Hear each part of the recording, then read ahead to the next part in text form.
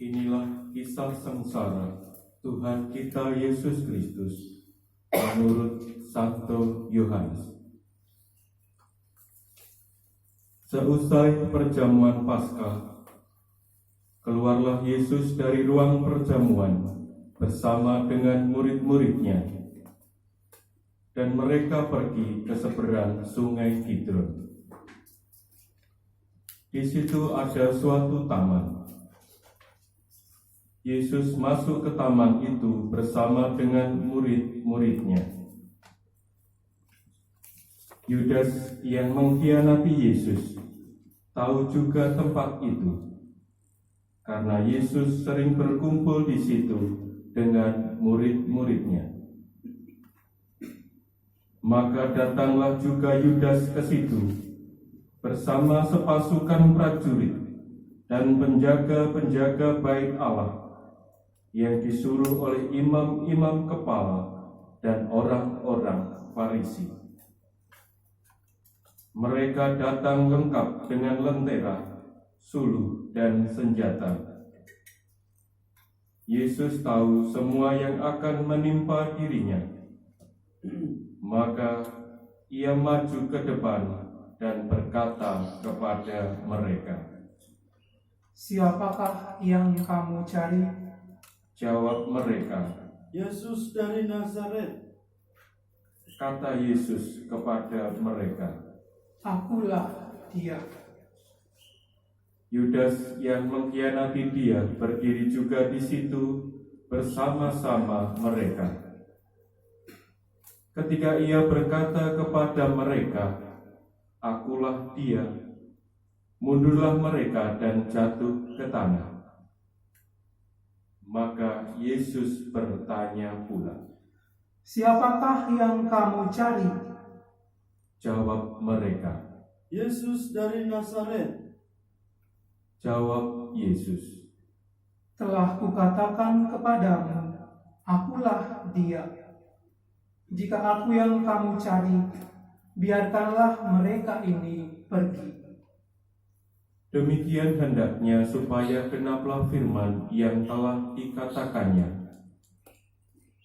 "Dari mereka yang engkau serahkan kepadaku, tidak seorang pun yang kubiarkan binasa."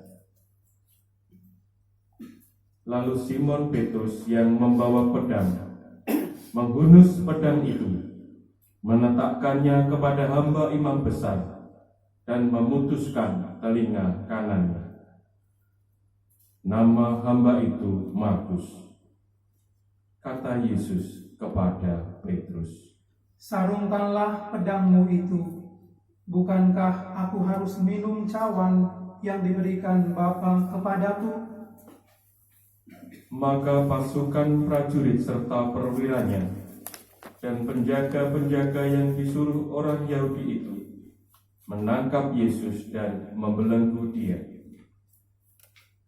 Lalu mereka membawanya mula-mula kepada Hanas, karena Hanas adalah mertua Kayafas, yang pada tahun itu menjadi imam besar. Dan Kayafaslah yang telah menasihatkan orang-orang Yahudi, adalah lebih berguna jika satu orang mati untuk seluruh bangsa. Simon Petrus dan seorang murid lain mengikuti Yesus. Murid itu mengenal imam besar, dan ia masuk bersama-sama dengan Yesus ke halaman istana imam besar. Tetapi Petrus tinggal di luar dekat pintu.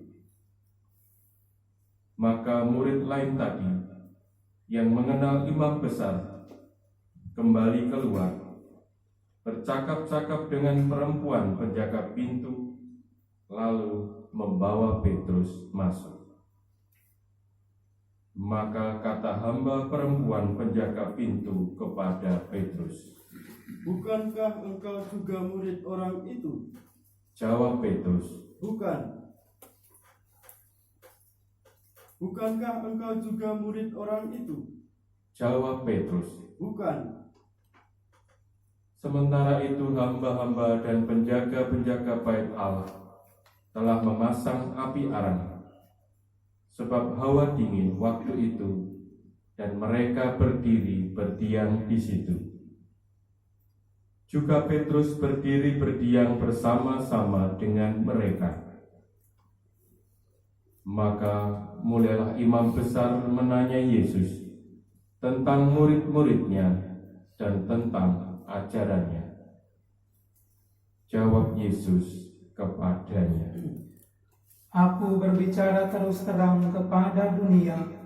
Aku selalu mengajar di rumah-rumah ibadat dan di bait Allah, tempat semua orang Yahudi berkumpul. Aku tidak pernah berbicara sembunyi-sembunyi. Mengapakah engkau menanyai aku? Tanyailah mereka yang telah mendengar apa yang kukatakan kepada mereka. Sungguh mereka tahu apa yang telah kukatakan. Ketika ia mengatakan hal itu, seorang penjaga yang berdiri di situ menampar mukanya sambil berkata, Begitukah jawabmu kepada Imam Agung? Jawab Yesus kepadanya, Jikalau kataku itu salah, tunjukkanlah salahnya. Tetapi jikalau kataku itu benar, mengapakah engkau menampar aku? Lalu Hanas mengirim dia terbelenggu kepada Kayafas, imam agung itu. Simon Petrus masih berdiri berdiam. Kata orang-orang di situ kepadanya, Bukankah engkau juga seorang muridnya? Petrus menyangkalnya, katanya, Bukan. kata seorang hamba imam agung, seorang keluarga dari hamba yang telinganya dipotong Petrus, berkata kepadanya, Bukankah engkau kulihat di taman itu bersama dengan dia? Maka Petrus menyangkalnya pula, dan ketika itu berkokoklah ayam. Keesokan harinya mereka membawa Yesus dari Kayafas ke gedung pengadilan. Ketika itu hari masih pagi. Mereka sendiri tidak masuk ke gedung pengadilan itu, supaya jangan menajiskan diri, sebab mereka hendak makan Paskah. Sebab itu Pilatus keluar mendapatkan mereka dan berkata, Apakah tuduhan kamu terhadap orang ini? Jawab mereka kepadanya, Jikalau ia bukan seorang penjahat, kami tidak menyerahkannya kepadamu. kata Pilatus kepada mereka, Ambillah dia, hakimilah dia menurut hukum Tauratmu. kata orang-orang Yahudi itu, Kami tidak diperbolehkan membunuh seseorang. demikian hendaknya supaya genaplah firman Yesus yang dikatakannya untuk mengatakan bagaimana caranya ia akan mati. Maka kembalilah Pilatus ke dalam gedung pengadilan, lalu memanggil Yesus dan bertanya kepadanya, Engkau inikah raja orang Yahudi? Jawab Yesus, Apakah engkau katakan hal itu dari hatimu sendiri, atau adakah orang lain yang mengatakannya kepadamu tentang aku? kata Pilatus. Apakah aku seorang Yahudi? Bangsamu sendiri dan imam-imam kepala yang telah menyerahkan engkau kepadaku. Apakah yang telah engkau perbuat? Jawab Yesus, Kerajaanku bukan dari dunia ini. Jika kerajaanku dari dunia ini, pasti hamba-hambaku telah melawan, supaya aku jangan diserahkan kepada orang Yahudi. Akan tetapi, kerajaanku bukan dari sini. maka kata Pilatus kepadanya, Jadi engkau adalah raja. Jawab Yesus, Engkau mengatakan bahwa akulah raja. Untuk itulah aku lahir, dan untuk itulah aku datang ke dalam dunia ini, supaya aku memberi kesaksian tentang kebenaran. Setiap orang yang berasal dari kebenaran mendengarkan suaraku. Kata Pilatus kepadanya. Apakah kebenaran itu? Sesudah mengatakan demikian, keluarlah Pilatus lagi mendapatkan orang-orang Yahudi dan berkata kepada mereka, Aku tidak mendapati kesalahan apapun padanya. Tetapi pada kamu ada kebiasaan bahwa pada Paskah aku membebaskan seorang bagimu. Maukah kamu supaya aku membebaskan raja orang Yahudi bagimu? mereka berteriak pula, Jangan dia, melainkan Barabas. Barabas adalah seorang penyamuk. Lalu Pilatus mengambil Yesus dan menyuruh orang menyesah dia. Prajurit-prajurit menganyam sebuah mahkota duri dan menaruhnya di atas kepalanya. Mereka memakaikan dia jubah ungu, dan sambil maju ke depan, mereka berkata, Salam, hai Raja orang Yahudi. Lalu mereka menampar wajah Yesus. Pilatus keluar lagi dan berkata kepada mereka, Lihatlah, aku membawa dia keluar kepada kamu, supaya kamu tahu bahwa aku tidak mendapati kesalahan apapun padanya. Lalu Yesus keluar bermahkota duri dan berjubah ungu. Maka kata Pilatus kepada mereka, Lihatlah manusia itu. ketika imam-imam kepala dan penjaga-penjaga itu melihat dia, berteriaklah mereka, Salibkan dia, salibkan dia. kata Pilatus kepada mereka. Ambil dia dan salibkan dia, sebab aku tidak mendapati kesalahan apapun padanya. Jawab orang-orang Yahudi itu kepadanya, Kami mempunyai hukum, dan menurut hukum itu ia harus mati, sebab ia menganggap dirinya sebagai anak Allah. ketika Pilatus mendengar perkataan itu, bertambah takutlah ia. Lalu ia masuk pula ke dalam gedung pengadilan dan berkata kepada Yesus. Dari manakah asalmu? Tetapi Yesus tidak memberi jawab kepadanya. Maka kata Pilatus kepadanya, Tidakkah engkau mau bicara dengan aku? Tidakkah engkau tahu bahwa aku berkuasa untuk membebaskan engkau dan berkuasa juga untuk menyalibkan engkau? Yesus menjawab, Engkau tidak mempunyai kuasa apapun terhadap aku, jikalau kuasa itu tidak diberikan kepadaku dari atas. Sebab itu dia yang menyerahkan aku kepadamu lebih besar dosanya. Sejak itu Pilatus berusaha membebaskan dia, tetapi orang-orang Yahudi berteriak, Jikalau engkau membebaskan dia, engkau bukanlah sahabat Kaisar. Setiap orang yang menganggap dirinya sebagai raja, ia melawan Kaisar. Ketika Pilatus mendengar perkataan itu, ia menyuruh membawa Yesus keluar, dan ia duduk di kursi pengadilan di tempat yang bernama Litos Trotos, dalam bahasa Ibrani, Gabata. Hari itu ialah hari persiapan Paskah, kira-kira jam 12. Kata Pilatus kepada orang-orang Yahudi itu, Inilah rajamu. maka berteriaklah mereka, Enyahkanlah dia, enyahkan dia, salibkan dia. kata Pilatus kepada mereka,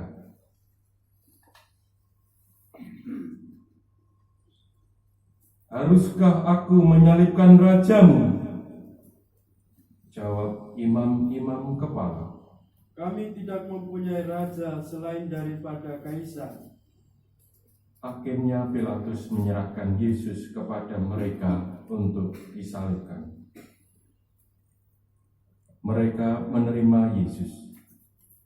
Sambil memikul salibnya, ia pergi keluar ke tempat yang bernama tempat tengkorak, dalam bahasa Ibrani, Golgota.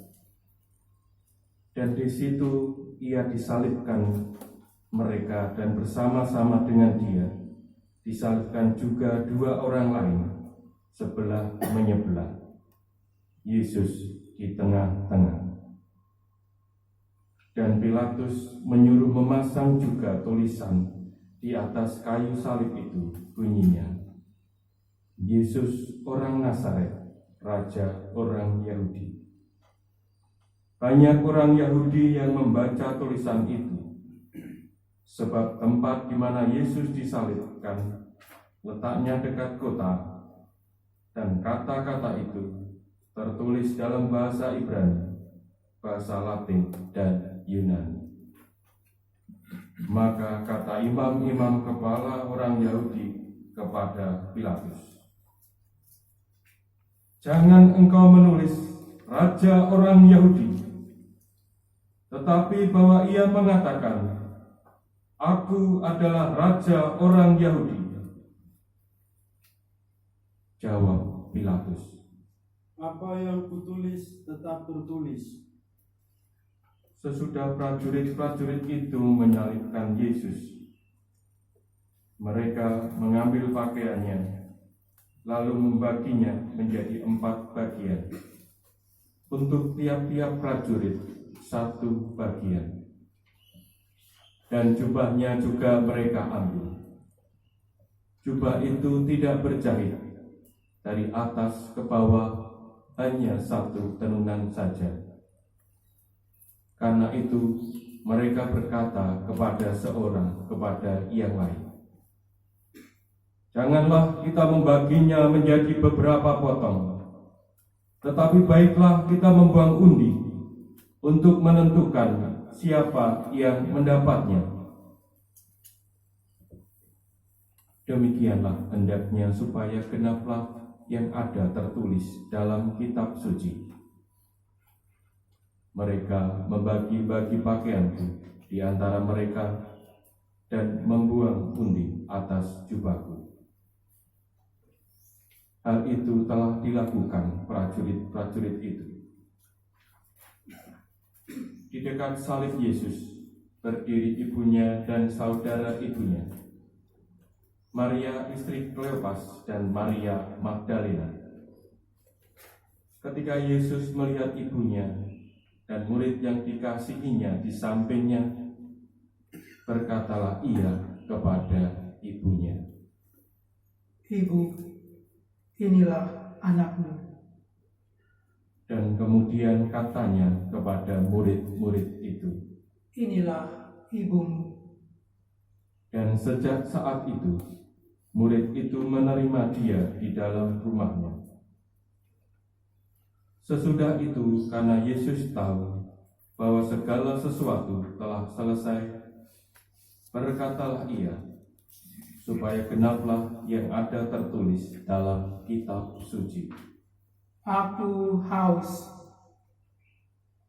Di situ ada suatu bekas penuh anggur asam. Maka mereka mencucukkan bunga karang yang telah dicelupkan dalam anggur asam pada sebatang hisop, lalu mengunjukkannya ke mulut Yesus. Sesudah Yesus meminum anggur asam itu, berkatalah Yesus, "Sudah selesai." Lalu dia menundukkan kepalanya dan menyerahkan nyawanya.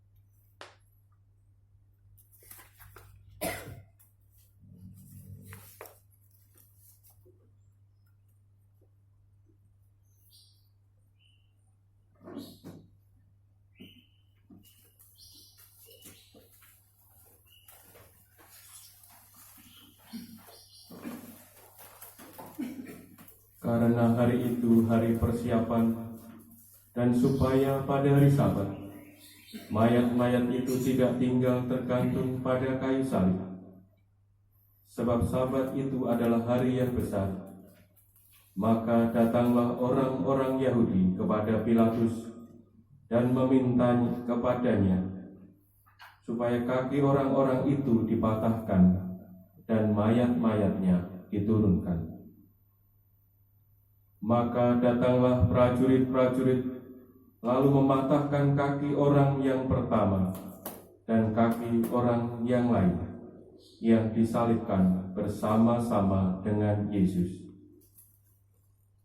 Tetapi ketika mereka sampai kepada Yesus dan melihat bahwa ia telah mati, mereka tidak mematahkan kakinya. Tetapi seorang dari antara prajurit itu menikam lambungnya dengan tombak, dan segera mengalir keluar darah dan air. Dan orang yang melihat hal itu, yang memberikan kesaksian ini, dan kesaksiannya benar, dan ia tahu bahwa ia mengatakan kebenaran, supaya kamu juga percaya. Sebab hal itu terjadi supaya genaplah yang tertulis dalam kitab suci, tidak ada tulangnya yang akan dipatahkan.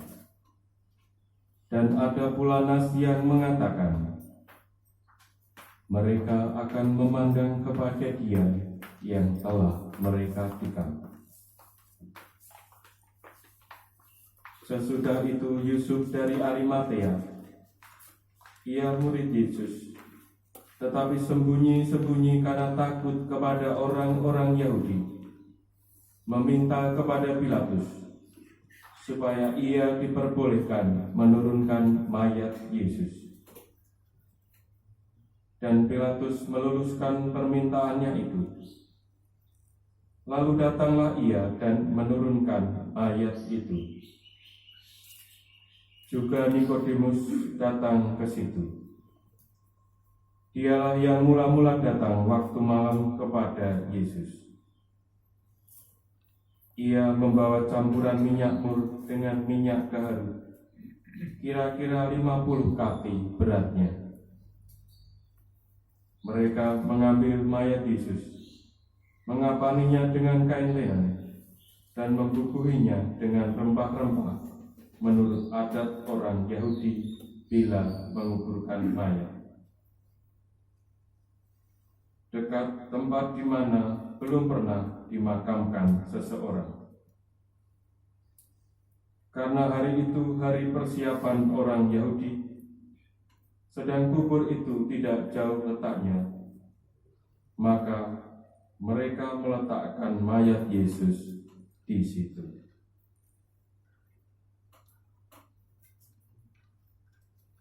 Demikianlah Injil Tuhan. Terpujilah Kristus.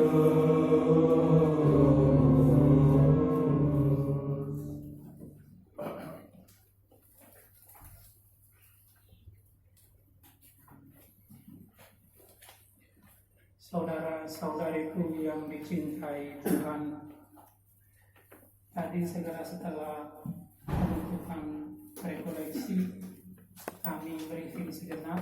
Saya Brother John, Brother Andre, mencoba untuk menyanyikan pasio ini. Namun rasa-rasanya suara kami berat. Akhirnya kami memutuskan, sudahlah kita bacakan saja. Setelah itu saya komentar, kalau sampai kita nekat untuk menyanyikan ini, pasio ini, setelah Yesus dicerca dan diadili, berikut kita bertiga yang akan dicerca dan diadili oleh para pruden. Saya punya pengalaman yang unik juga ketika momen Jumat Agung ini. Ketika saya masih ingat melayani perayaan Sabda di Pulau Samosir. Di sana umat sangat emosional untuk merayakan peristiwa Jumat Agung. Tentu ini menjadi suatu kebiasaan mereka.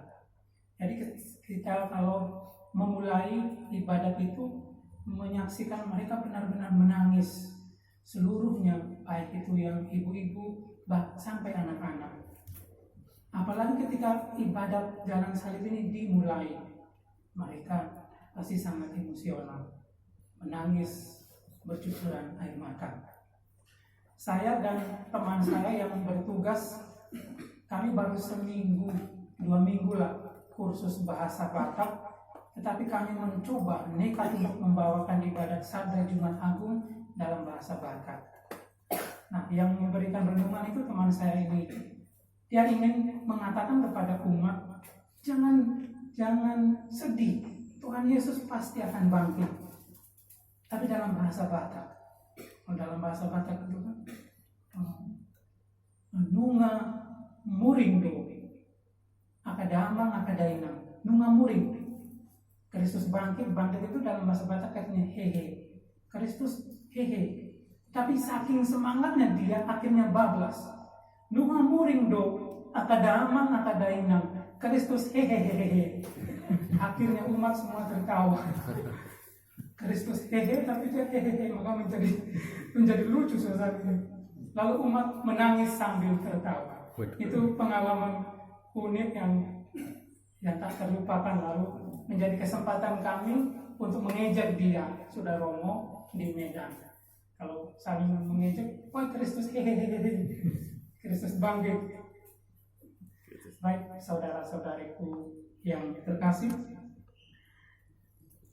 salib mempersatukan bukan hanya pengikut-pengikut dan sekutu Tuhan, melainkan juga musuh-musuh dan seteru Tuhan, orang-orang Saduki dan Farisi, Yudas dan Mahkamah Agama Sanhedrin, Roma dan imam-imam Yahudi, Herodes dan Pilatus, serta mereka semua yang memiliki rasa permusuhan yang lebih sedikit dipersatukan dalam permusuhan yang lebih besar kepada hamba Yahweh. Gereja yang adalah tanda nyata dari penerusan Kristus harus mengantisipasi koalisi permusuhan seperti itu, atau dalam berbagai bentuk di masa-masa krisis dunia dewasa ini. Yohanes Chrysostomus menjawab keraguan segelintir orang yang menolak memahami peristiwa peninggian anak manusia di salib dan lahirnya kekuatan yang menyelamatkan, yang menyatukan umat manusia menuju Yerusalem surgawi. Dengan sangat tegas, Chrysostomus melalui salah satu surat apologianya mengungkap misteri keselamatan Allah melalui salib. Salib Kristus merupakan benteng yang tak tertembus. Dengan membawa salib, iblis dengan segala kelicikannya yang bisa saja memakai cara yang sama ketika berhasil menghasut Yudas Iskariot untuk melukai Yesus sang guru, tidak akan sanggup menyakiti Anda sama sekali. Iblis hanya merasuki orang yang bersedia menjadi korbannya. Tetapi tidak bagi Anda yang percaya kepada Kristus, yang tidak pernah mempersembahkan apapun selain dirinya sendiri. Iblis akan lari dari hidupmu ketika ia melihat muncul di mana-mana kekuatan senjata suci yang menyatukan anak-anak Allah. Dengan cara ini kamu dapat melenyapkan segala bentuk api permusuhan yang dikobarkan iblis, karena kamu telah menerima mahkota kebenaran melalui rahmat dan kasih setia Yesus Kristus. Dialah segalanya yang pantas kamu miliki. Biarkan segelintir orang tetap bertegar hati, dan sekalipun dunia menolak kesaksian ini, Dia yang menderita adalah setia dan tetap menyelamatkan umat manusia. Saudara-saudariku yang terkasih, peristiwa Jumat Agung adalah puncak kesetiaan dan ketaatan hamba Yahweh. Dengan menyerahkan segalanya kepada Bapa, saat itulah hamba Yahweh menjadi kurban sempurna yang mempersembahkan seluruh hidupnya sebagai pemulihan atas dosa-dosa manusia. Bagi kita ia menjadi sumber kehidupan dan keselamatan. Melalui misteri agung hamba Yahweh yang menderita di